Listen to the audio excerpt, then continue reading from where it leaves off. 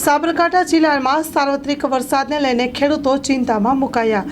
સાબરકાંઠા જિલ્લામાં ચાલુ વર્ષે ચોમાસું શરૂ થયા બાદ સતત વરસાદ ન પડવાને કારણે મોટાભાગના ખેડૂતોમાં ચિંતામાં મુકાયા હતા, પરંતુ મેઘરાજાએ મહેર કર્યા બાદ સતત 3 દિવસથી સાબરકાંઠા જિલ્લામાં તમામ તાલુકાઓમાં સાર્વત્રિક વરસાદ નોંધાઈ ચૂક્યો છે, જેને લઈને હવે ખેડૂતો ફરીથી ચિંતામાં મુકાયા છે।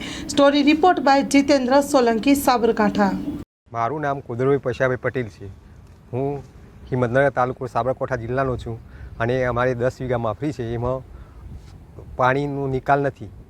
10 દિવસથી પાણી ભરાઈ રહ્યું છે સતત વરસાદના કારણે। એ નિકાલ થાય એવો નથી હજી। એના માટે અમારા ઉધેવ ફૂગ એ નિકાલ કરવા માટે કોઈ નિકાલ જ નહીં અત્યારે અઠવાડિયા 10 વગર।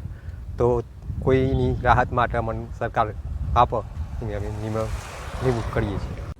ઓકે, મારું નામ નારાયણભાઈ શંકરભાઈ પટેલ, હડિયોલ ગામનો વતની છું, તાલુકો હિંમતનગર, જિલ્લો સાબરકાંઠા। હવે પાછળ ઓલરેડી મારી જ મગફળી છે, આમાં 10 દિવસથી વરસાદ આવ્યો તો હજી તો પાણી જ છે આમાં, એટલે આમાં મગફળીઓમાં કોઈ શાળ આવ્યો જ નથી। એટલો ડોર છે, એટલી ફૂગ છે, એટલી બધી જીવાત છે કે આમાં ખાતર નાખવું છે કે દવા છોડવી કઈ રીતે આમાં કરી શકીએ? હજી તો પાણી જ છે ઓલરેડી।